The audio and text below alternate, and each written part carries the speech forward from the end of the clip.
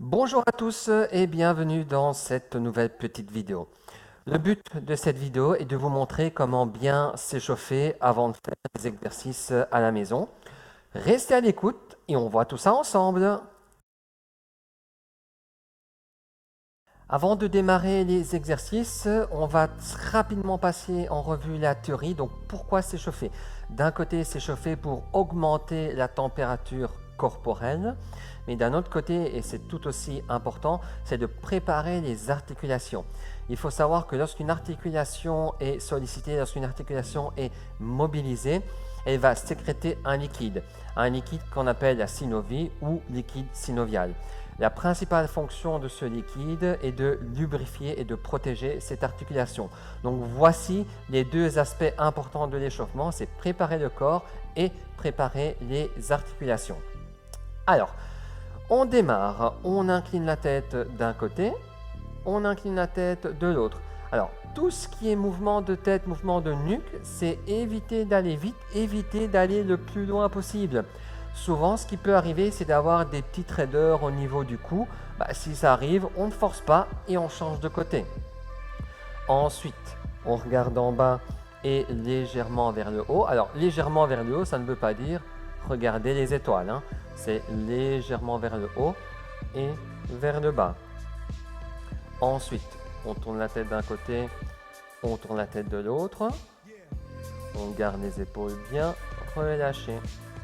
Ok, ensuite les épaules. On tourne les bras vers l'avant. Alors, quand vous tournez les bras, il faut garder les genoux très légèrement pliés et le ventre rentré parce que sinon, on peut vite commencer à bouger comme ceci et c'est pas top. Donc, je tourne vers l'avant et ensuite, pareil, je fais des cercles vers l'arrière. Toujours important de travailler dans les deux sens. Ensuite, vous accrochez au niveau des mains et vous tournez les mains dans un sens. Le dos est toujours bien droit, les épaules relâchées, le ventre rentré. Et ensuite, on tourne dans l'autre sens. Alors souvent, on n'arrive pas à faire le mouvement. Généralement, ça se passe toujours d'un côté. Si jamais vous n'arrivez pas, dites-vous bien que c'est une main qui va guider l'autre. Donc par exemple ici, moi je veux dire que c'est la main droite qui va guider la gauche.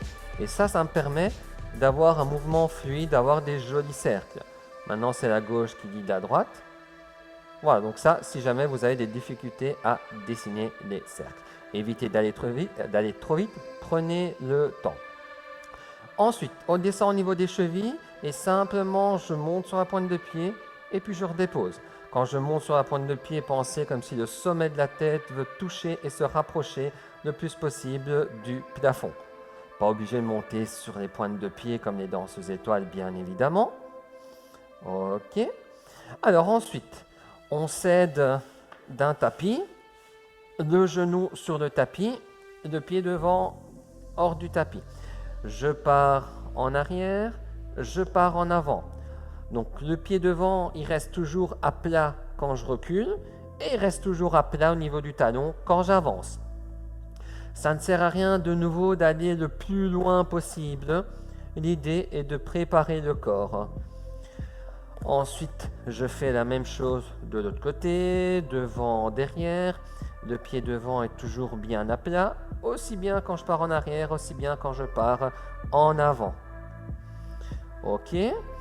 Ensuite, on écarte le tapis et on peut monter en intensité en faisant quelques squats. Pour rappel, j'inspire, je descends, j'expire, je monte. Les talons sont toujours ancrés par terre. Je pousse bien les fesses en arrière, je garde le dos bien droit. Et lorsque je descends, j'évite d'avoir les genoux qui rentrent. Donc, pas besoin d'en faire énormément. 5 ou 6, ça suffit amplement. Et ben voilà, vous savez tout sur les étirements. Bonne séance, bon étirement et bonne semaine.